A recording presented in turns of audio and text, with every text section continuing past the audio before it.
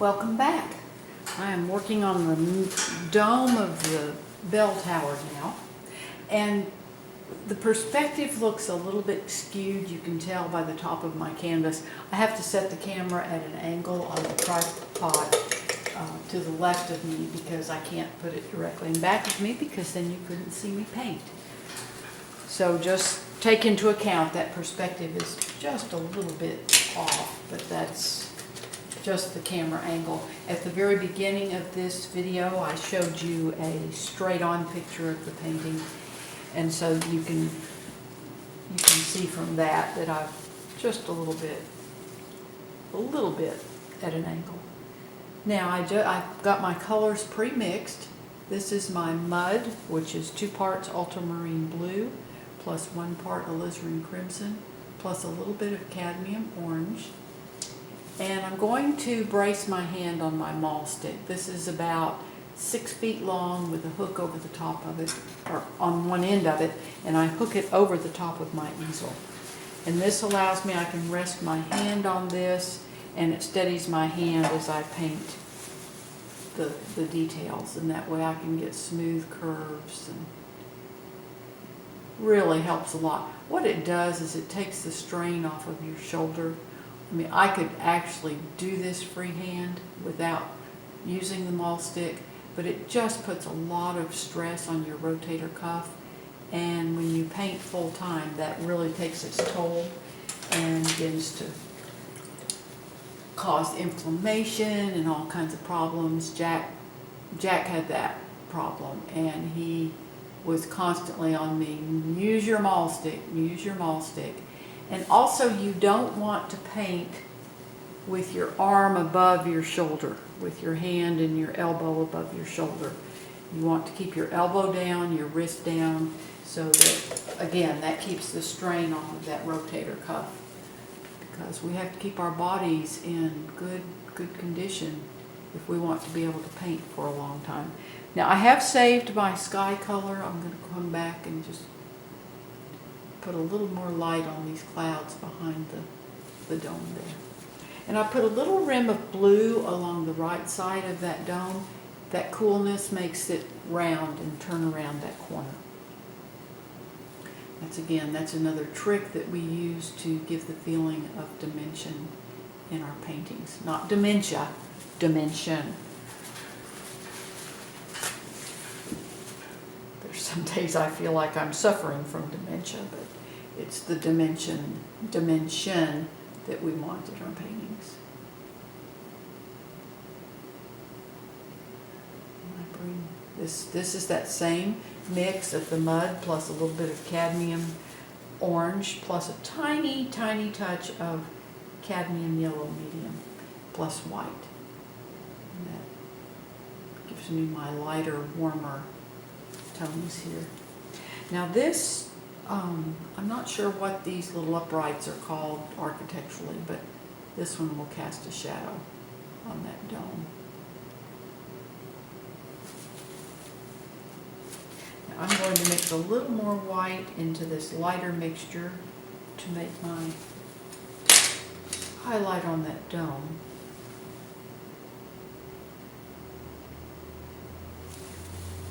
And then I wipe my brush out, and then I can just kind of smooth that.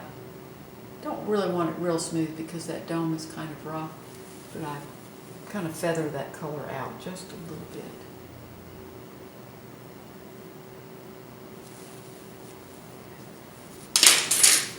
Now we're going to make the top of that. I just love painting this mission. I just think it's just so beautiful. And I'd already gone ahead and drawn the cross into the sky with a little mixture of mud plus liquid that just gives me a soft, I don't want the cross real dark, I want it to be kind of faded into the sky, because the sky kind of burns out that cross, so it's not real dark. All the light around it kind of burns it out a little bit. I am going to come back with my fine liner brush. I've got it kind of painted some sky over it at the very bottom. Now here I'm going to brace my fingers of my left hand against the canvas in order to do this. And I got that a little bit dark, so I can wipe my brush out and come back and pull that sky color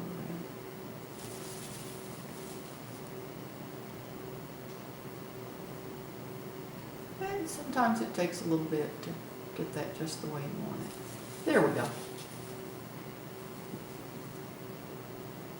If all else fails, you can scrape it off and do it again. That's the joy of oil painting, is it's very forgiving. And then I'm going to make kind of just add a little dark on this.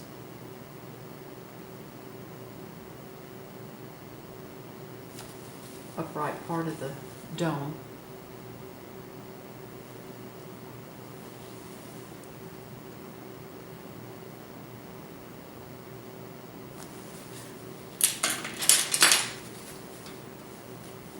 Again, I wipe my brush out and throw my tissue away.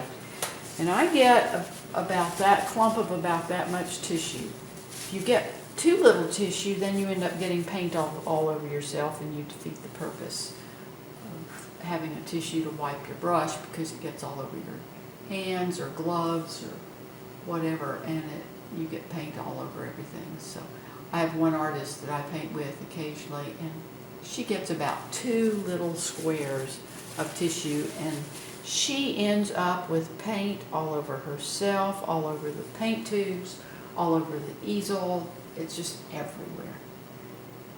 I always tease her. That's her method of painting.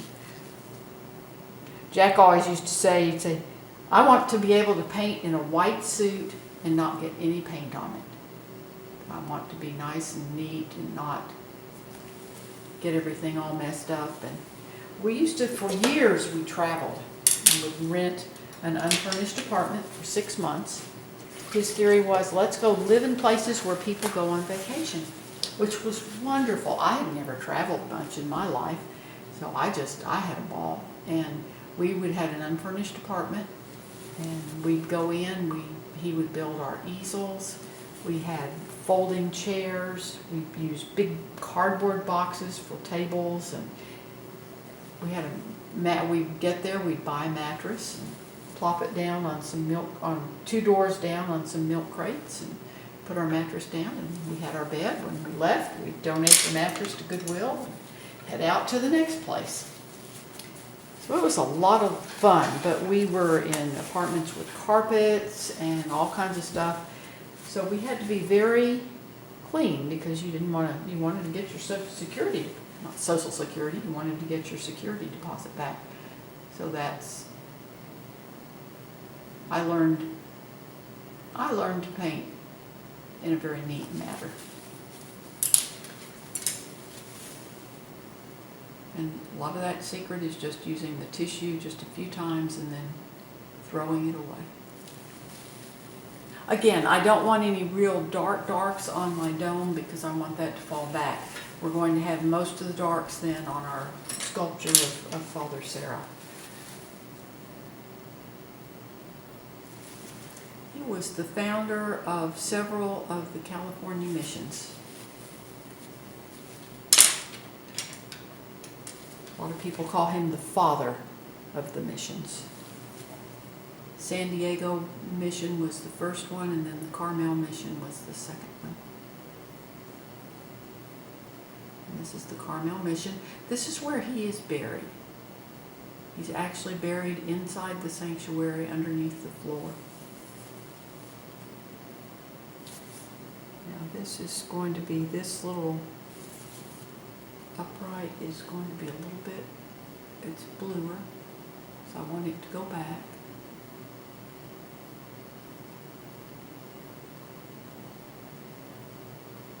Again, I just want that back edge of the base of the dome to just fall back. A lot of fine detail work in this, but it's fun to paint. I just enjoy painting architecture. I'm not exactly sure why, but I always have, and for me it's a lot of fun to do. Now there will be one little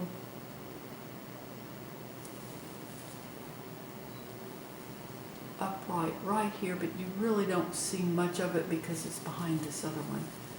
Not sure how much I'm going to show. I may do the front one first and then decide what I want to do on that one.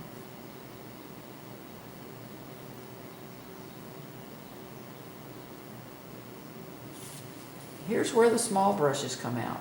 It's on this detail. And it just takes time to do.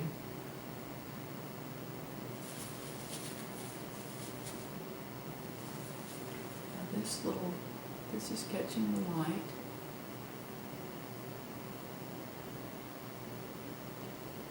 And then the rim of that little ledge there is also catching the light. And I'm going to bring this down, soften that edge into the sky, and it comes a little bit behind that one, so we'll see the light on that a little bit more.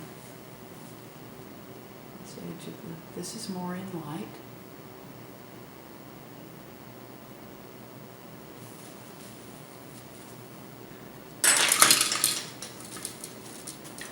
This brush is a little bit pointier. This allows me to get this ledge here, the edge of this ledge. This one's lighter. I want this lighter because then that brings that forward of the other one. And I've just tipped my brush in just some of my pure white to kind of bring that forward.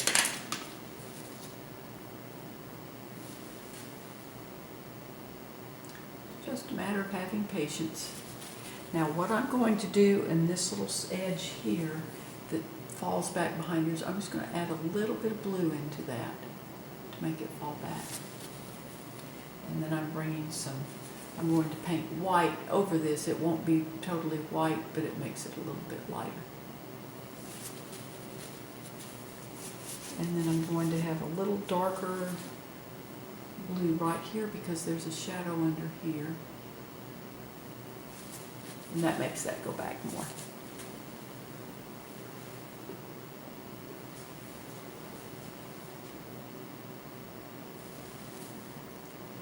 And this is,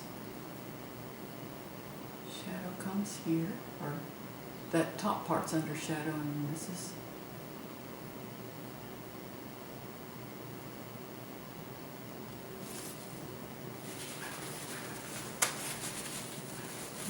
to darken this.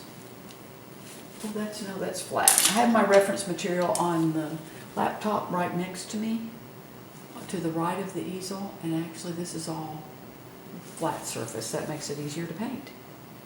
Now this ledge is casting a shadow down.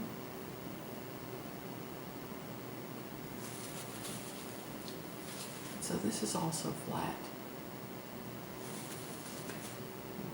Do a little blue back here.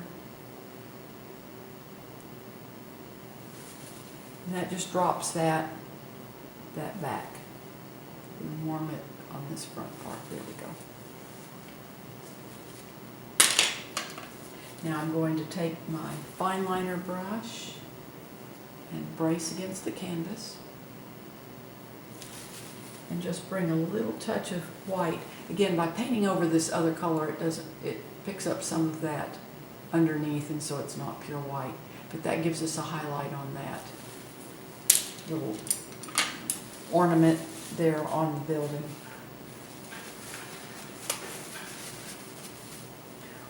Like I say, I'm not exactly sure what that is called. It's not a gargoyle because it's not in the shape of a fierce-looking animal, but I keep wanting to say pedestal, but I don't think that's correct.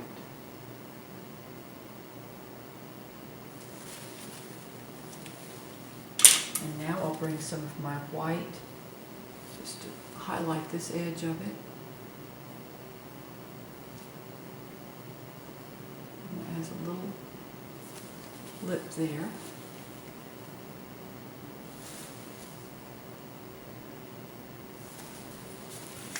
It's a little bit lighter right here.